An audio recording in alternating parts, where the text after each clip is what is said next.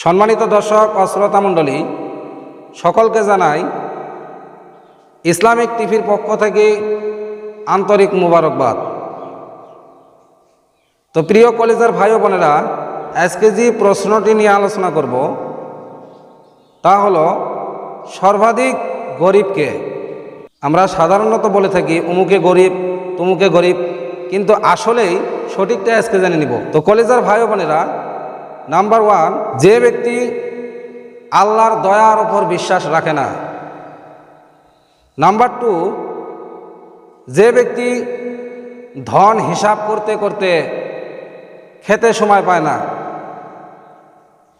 Number 3, যে আবেদ প্রচুর ঋণ রেখে মরে যায়। নাম্বার 4, যে বিদ্বান ব্যক্তি গাফেল থাকে।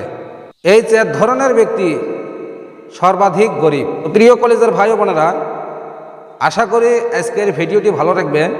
যদি ভিডিওটি ভালো লাগে অন্য ভাইদের কাছে সোয়াবের নিয়াতে শেয়ার করে দিন।